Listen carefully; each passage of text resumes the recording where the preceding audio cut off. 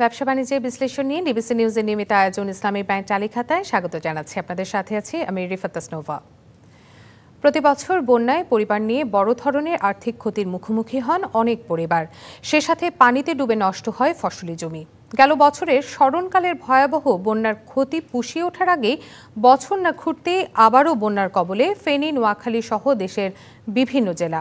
এরই মধ্যে ফসলি জমি, প্রাণী এবং মাছের ঘের সহ ক্ষতি হয়েছে কোটি টাকার। নিঃস্ব হয়েছেন অনেক উদ্যোক্তা। দীর্ঘদিনের পরিশ্রম আর স্বপ্ন যেন মুহূর্তেই শেষ। সরকারি সহায়তা ছাড়া এ ক্ষতি পুষিয়ে ওঠা অসম্ভব। সেই সাথে প্রয়োজন কৃষিকে বাঁচাতে দীর্ঘমেয়াদী পরিকল্পনা। এসব নিয়ে আমাদের আজকের আলোচনা, বন্যায় কৃষি সুরক্ষা কিভাবে। অতিথি হিসেবে আজকে আমাদের সাথে অনলাইনে যুক্ত আছেন কৃষি অর্থনীতিবিদ ডক্টর মোহাম্মদ জাহাঙ্গীর আলম এবং আরও আছেন এসিআই ফর্মুলেশন লিমিটেড এর senior general manager Subir Chowdhury. আপনাদের দুজনকে স্বাগত জানাচ্ছি আমাদের আজকের আয়োজনে।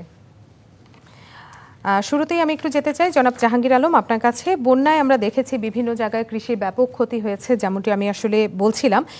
এই ক্ষতিগ্রস্ত কৃষককে কিভাবে সহায়তা দেওয়া যেতে পারে? দেখুন, এবারের বন্যায় 21টি জেলায় 72,000 হেক্টর জমি অর্থাৎ কৃষি জমি, ফসলের জমি ক্ষতিগ্রস্ত হয়েছে।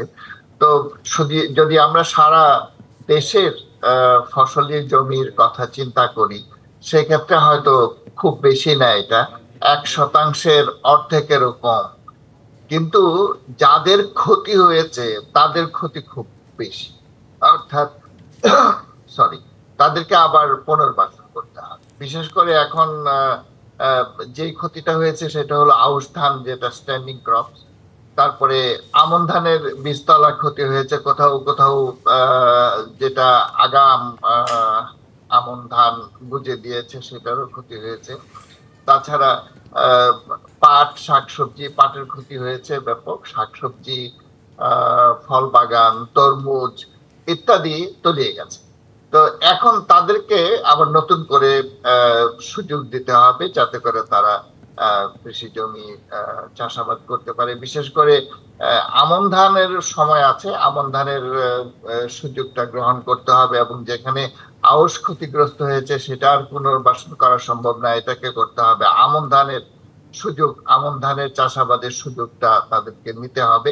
তো কাজেই সামনে আমন ধান, শাকসবজি এগুলোর কথা চিন্তা করতে হবে, এবং এগুলো বিবেচনায় তাদেরকে কিভাবে পুনর্বাসন করা যায় সেটা চিন্তা করতে হবে। দ্বিতীয়ত হলো যে যখন বন্যা হয় তখন সবকিছু ধুয়ে যায়, তাদের বাড়িঘর, এখন তো বাড়িঘর ভাসতে শুরু করেছে, পানি সরে যাচ্ছে এবং তাদের অনেক ধরনের রোগ কি হচ্ছে, এগুলোর কথা চিন্তা করতে হবে। বিশেষ করে গবাদি পশু, হাঁস মুরগি, এগুলো যেগুলো বেঁচে আছে, অনেক হাঁস মুরগি ভেসে গেছে, আর যেগুলো আছে এগুলোকে রোগ শোকে ধরবে, এবং এই ক্ষেত্রে ভালো চিকিৎসার ব্যবস্থা করতে হবে। এবং সেই সঙ্গে আপনি বলছেন যে প্রাণী এবং মাছ এগুলোরও ক্ষতিগ্রস্ত হয়েছে, নিশ্চয়ই এগুলোর ক্ষতিগ্রস্ত হয়েছে। মাছের ঘের চলে গেছে, ভেসে গেছে, এবং পুকুর থেকে মাছ বেরিয়ে চলে গেছে, এগুলোর পুনর্বাসন দরকার। এবং সেই সঙ্গে আপনি গবাদি পশু যেগুলো বেঁচে আছে এগুলোর মানুষের খাবার ক্ষতিগ্রস্ত হয়েছে, এবং গবাদি পশুর খাবার থাকে। তো গবাদি পশুর খাবার কি করে হয়, বা যেখানে মানুষ যখন ক্ষতিগ্রস্ত হয় তখন মানুষের জন্য কিছু রিলিফ কর্মী যারা আছেন তারা খাবার টাবার নিয়ে যায়, কিন্তু গবাদি পশু জন্য যে খাবারের দরকার এটা অনেকেই চিন্তা করে না। তো কাজে এইগুলো দিক আমাদেরকে বিবেচনায় আনতে হবে। বিশেষ করে পুনর্বাসনের জন্য এখন যেমনি ভাবে আমরা সাধারণত কথা বলি যে বীজ, সার ইত্যাদি দিতে হবে, আগামী ফসল যেটা আছে সেইগুলোর জন্য তাদেরকে সহায়তা করতে হবে। সবচেয়ে বড় সহায়তা হলো যে এখন তাদের হাতে টাকা নাই, নগদ সহায়তা কিভাবে দেওয়া যায়। আমাদের যারা রিলিফ ওয়ার্কার আছে, জাহাঙ্গীর আলম, আপনার আলোচনা থেকে আমরা যতটুকু বুঝলাম এখানে ধানের ক্ষতি হয়েছে, গবাদি পশু অনেক মারা গিয়েছে, একই সাথে কিন্তু মানুষও নানান রকমের রোগবালাইয়ের সম্মুখীন হচ্ছে। আমরা যেটাকে বলি বন্যা পরবর্তী যে অসুখগুলো তাদের হয় বা যে সমস্যাগুলো তাদের হয়, মাছের ঘেরও ভেসে গেছে অনেক। এখানে একটি বিষয় আসছে যে তাদেরকে পুনর্বাসন করা যেতে পারে এবং তাদেরকে নতুন করে সুযোগ দেওয়া যেতে পারে। আমি একটু সুবীর চৌধুরী আপনার কাছে যেতে চাচ্ছি। পুনর্বাসন কিংবা সুযোগ দেওয়া, আমরা দেখেছি বিগত বন্যায় কিন্তু বেশ ভয়াবহ পরিস্থিতি ছিল এবং এবারও কিন্তু খুব খারাপ রূপ ধারণ করেছে। এভাবে কিন্তু ধাক্কা হয়তো আসতে থাকবে। পুনর্বাসন করা কিংবা সুযোগ সৃষ্টি করা, আগামী বছরের জন্য তাদেরকে নতুন করে তৈরি করা, স্থায়ী সমাধানটা আসলে আমরা কিভাবে পাবো? ধন্যবাদ আপনাকে এবং আপনার মাধ্যমে দর্শকদেরকে আমি ধন্যবাদ জানাতে চাই। আমার সহ আলোচককে আমি অবশ্যই ধন্যবাদ জানাবো। তো এখানে যে বিষয়টা নিয়ে আমরা কথা বলছি, একটা বন্যা এবং বন্যার সেই ক্ষতিগ্রস্ত কারা, আমাদের প্রান্তিক জনগোষ্ঠী এবং তাদের কিভাবে পুনর্বাসন করা যায় সেই বিষয়গুলো নিয়ে আমরা কথা বলতে আসছি। সবচেয়ে এখানে একটা বিষয় যদি আমরা দেখি যে বন্যার সবসময় ক্ষতিগ্রস্ত হয় আমাদের প্রান্তিক জনগোষ্ঠী, আমাদের কৃষির সাথে সংশ্লিষ্ট যে আমাদের গবাদি পশু বা আমাদের মৎস্য, এই বিষয়গুলো আছে। তো পুনর্বাসনের আমাদের গতবারের অভিজ্ঞতা থেকে দেখেছি যে এই গতবারের বন্যাটা একটু দেরিতে হয়েছিল, সেটা আগস্টের পরে গিয়ে বন্যাটা হলো। এবার যে বন্যাটা হলো সেটা কিন্তু অনেক আগে বন্যাটা হলো এবং সব সময় দেখতে হয় যে আমাদের এই বন্যার ক্ষতিগ্রস্ত হওয়ার আগেই আমরা কিভাবে প্রথমে আমরা বুঝতে পারি যে বন্যাটা আসছে বা ফ্লাশ ফ্লাডটা হচ্ছে।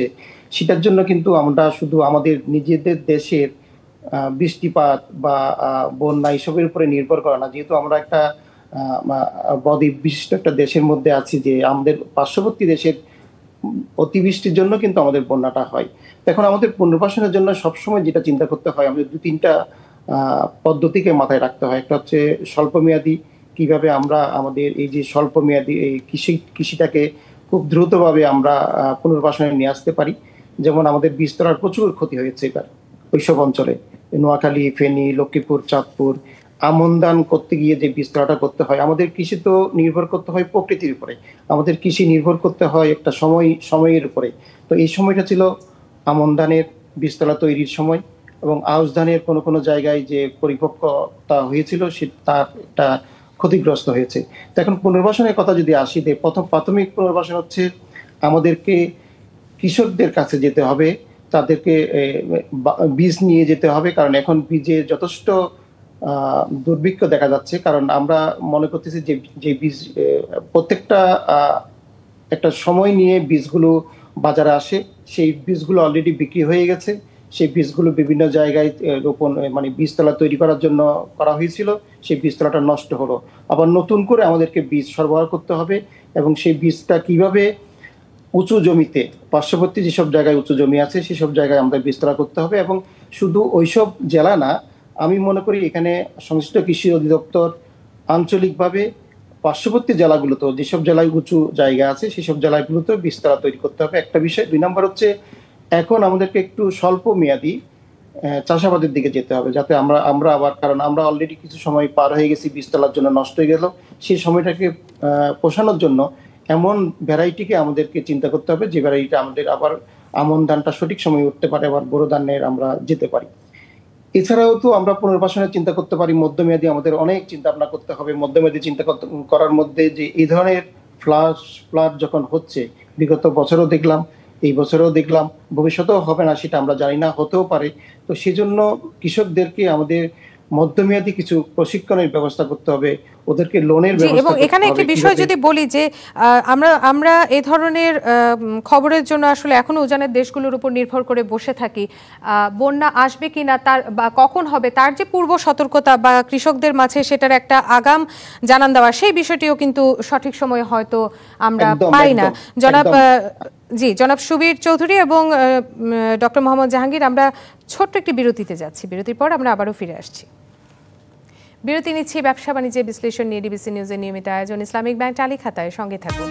আবারও স্বাগত জানাচ্ছি ব্যবসা বাণিজ্যের বিশ্লেষণ নিয়ে ডিবিসি নিউজের নিয়মিত আয়োজন ইসলামিক ব্যাংক টালি খাতায়। আজকে আমরা আলোচনার বিষয় ঠিক করেছি বন্যায় কৃষি সুরক্ষা কিভাবে।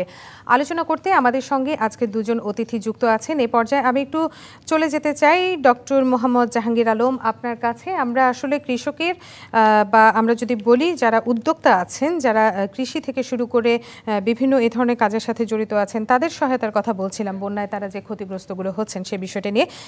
ব্যাংকগুলো তাদেরকে কিভাবে সহায়তা করতে পারে, যেহেতু এখানে পুনর্বাসনের কথা বলা হচ্ছে, তো সেক্ষেত্রে কৃষি ঋণের ব্যাপারে কোনো সহায়তা তারা পেতে পারেন কিনা? দেখুন, আমরা এই ধরনের বন্যা আমাদের প্রতি বছরই হয়, কোনো না কোনো অঞ্চলে, কখনো উত্তরাঞ্চলে, কখনো দক্ষিণাঞ্চলে, কখনো পূর্বাঞ্চলে। কাজে এইটা হয়তো হতেই থাকে, কিন্তু যেটা হয়েছিল যে আমাদের সতর্কীকরণ এবং সতর্কীকরণের সঙ্গে দ্রুত মানবিক সহায়তা পৌঁছে দেয়া। এরপরে আসে খাপ খাওয়ানো বা এটা অভিযোজন। এই অভিযোজন কর্মসূচির ক্ষেত্রে আমরা পুনর্বাসনের কথা বলি এবং পুনর্বাসনের জন্য নগদ সহায়তা দরকার, এবং নগদ সহায়তার ক্ষেত্রে আমরা একটা বড় উপকরণ হলো যে কৃষি ঋণ বা অন্যান্য ঋণ।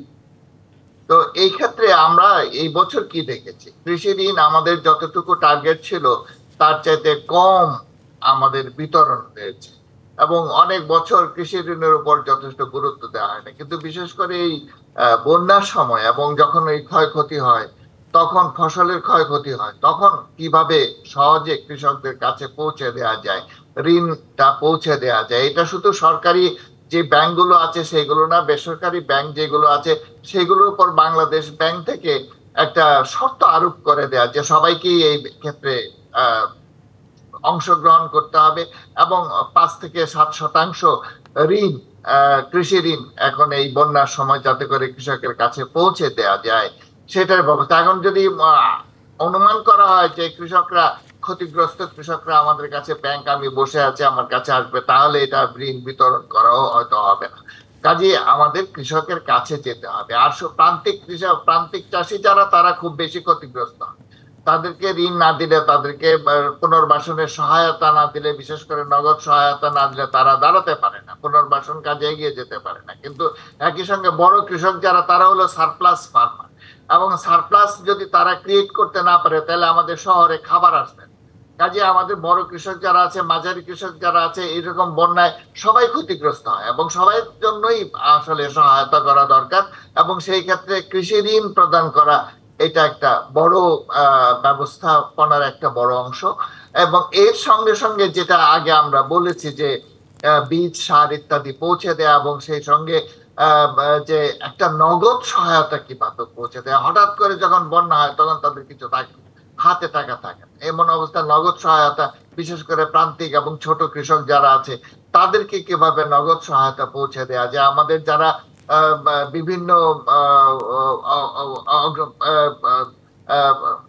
সমাজের বিভিন্ন সেক্টর থেকে যারা সহায়তা দিয়ে থাকে, তারা সাধারণত মানবিক সহায়তা দিয়ে থাকে, কিন্তু আর্থিক যে সহায়তা, এই সহায়তাটা সাধারণত আমাদের এখানে একটি বিষয় যদি একটু বলি জনাব জাহাঙ্গীর আলম, যে কৃষি ঋণের যে বিষয়টি, এখানে নিয়ে অনেক প্রান্তিক কৃষকদের মধ্যে একটি অভিযোগ থাকে, তারা ঋণ পান না, এবং বরাদ্দের যে অর্থ, সে অর্থ তাদের কাছে পর্যন্ত পৌঁছায় না। সেটা কেন পৌঁছায় না সেটা হয়তো আপনি আমি অনেকেই জানি, কিন্তু প্রকৃতপক্ষে তারা তাদের যে ভর্তুকির অর্থ বা আমরা যদি বলি সহায়তার অর্থ, সেই সহায়তার অর্থ কিন্তু তাদের কাছে পর্যন্ত পৌঁছায় না। সেক্ষেত্রে সরকার কি ধরনের ভূমিকা রাখতে পারে?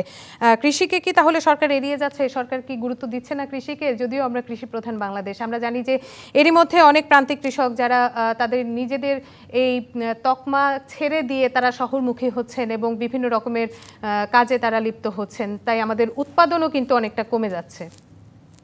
দেখেন, যদি আমরা কৃষিটা যদি খুবই প্রফিটেবল, লাভজনক যদি না হয়, এবং ছোট কৃষকরা যদি তাদের উপযুক্ত বিনিয়োগ করতে না পারে, এবং তাদের হাতে যদি উপকরণের টাকা না থাকে, তাহলে তো তারা কৃষি বিমুখ হয়ে যাবে এবং তারা স্বাভাবিকভাবে কৃষি ছেড়ে বাইরে পেশায় চলে আসবে।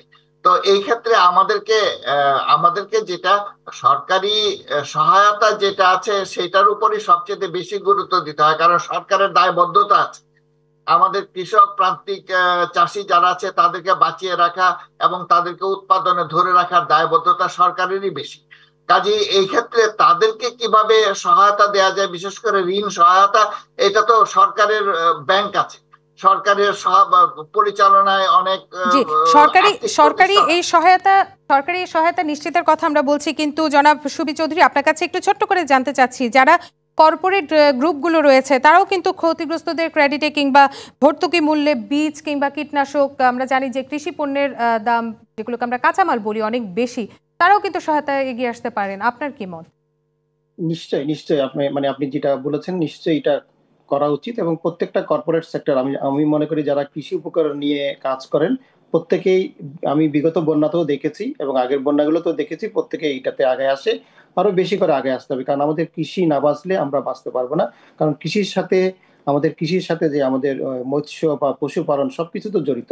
আমরা আমাদের কৃষিকে যদি পুনর্বাসিত করতে না পারি, কৃষিকে যদি মানে আমরা দীর্ঘমেয়াদী ভাবে যদি রক্ষা করতে না পারি, তাহলে কৃষির বিকল্পভাবে তো আমরা কোনো কি বলবো যে কোনো মিল কারখানায় তো আমরা খাদ্য উৎপাদন করতে পারবো না। কৃষি আমাদের বেসিক অর্থনীতির একটা চালিকা শক্তি। সুতরাং কৃষিকে পুনর্বাসিত করার জন্য সরকারের পাশাপাশি আমি মনে করি যে বেসরকারি ভাবেও বিভিন্ন যারা কৃষি উপকরণ নিয়ে কাজ করেন তাদেরকে বিষ, সার, কীটনাশক এগুলো নিয়ে সেক্ষেত্রে কি কৃষকের আপনি কাছে মনে করছেন যে বন্যা সহিষ্ণু ফসলের জন্য কিছু করা যায় বা উৎপাদন বাড়ানোর জন্য সরকার কাজ করতে পারে? নিশ্চয়ই করতে পারে, কারণ বন্যা সহিষ্ণু বা লবণাক্ত সহিষ্ণুতা অনেকেই আমাদের বাংলাদেশ ধান গবেষণা ইনস্টিটিউট ইতিমধ্যে অনেক বিষয় নিয়ে কাজ করছেন। আপনারা জানেন যে ধান 51, 52 এইসব ধানগুলো অনেকটা কি প্রাকৃতিক বিপর্যয় সহিষ্ণুতা ভ্যারাইটি। এই ধরনের ভ্যারাইটি গুলোকে আমাদের আরো বেশি মানে এই করতে হবে, প্রমোট করতে হবে। পাশাপাশি ওই যে যেটা বললেন আপনি, আন্তদেশীয় যে বিভিন্ন দেশের উপরে যেহেতু আমরা আবহাওয়ার উপরে আমরা আমাদের দেশটা নির্ভর করে, সুতরাং আন্তর্জাতিকভাবে কিভাবে আগাম তথ্য পেতে পারি, কৃষকদেরকে সেই তথ্যটা সরবরাহ করতে পারি, সেটা শুধু সরকারি না, বেসরকারি এখন আমাদের বিভিন্ন সেক্টরে কৃষির উপকরণ নিয়ে, কৃষির সাথে জড়িত, পশুপালনের সাথে জড়িত বিভিন্ন কোম্পানি কাজ করে যাচ্ছে। সুতরাং এখানে সরকারের পাশাপাশি বেসরকারিভাবেও আমাদের করণীয় অনেক কিছু আছে। এবং কৃষকদেরকে কি বলবো যে বন্যা পুনর্বাসনের জন্য বা বন্যার এই ধরনের এই সময়ের ওদের যে কি ধরনের ট্রেনিং প্রয়োজন বা কি ধরনের, কারণ আমি শুধু বিষ সার দিলাম কিন্তু ওকে প্রযুক্তিটা শিখালাম না, কিভাবে একটা ব্যাট তৈরি করবে, বাসমান একটা বীজতলা তৈরি করবে, বা ব্যাগের মধ্যে কিভাবে স্বল্পমেয়াদী যে সবজি চাষ বা ফল চাষ করতে পারবে, সেই বিষয়গুলোকেও আমাদের প্রশিক্ষণের ব্যবস্থা করতে হবে। সুতরাং সরকারের পাশাপাশি আমি মনে করি বেসরকারি ভাবেও এই জায়গায় আমাদের কাজ করার যথেষ্ট সুযোগ আছে। জি, এবং প্রশিক্ষণের বিষয়টি নিয়ে আপনি বলছিলেন যে কৃষকদের জি, প্রশিক্ষণের জন্য এরকম উপযুক্ত প্রশিক্ষণ কি আসলে এখন দেওয়া হচ্ছে কৃষকদের?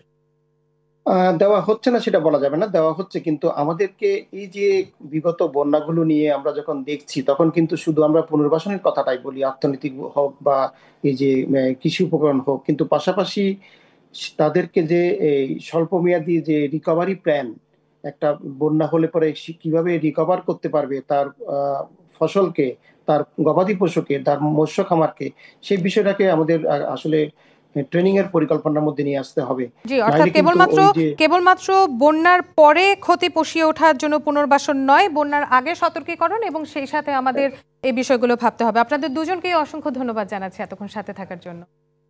আপনার শেষ করছি ব্যবসা বাণিজ্যের বিশ্লেষণ নিয়ে ডিবিসি নিউজের নিয়মিত আয়োজন ইসলামিক ব্যাংক চালিকাতে এতক্ষণ সঙ্গে থাকার জন্য সবাইকে অসংখ্য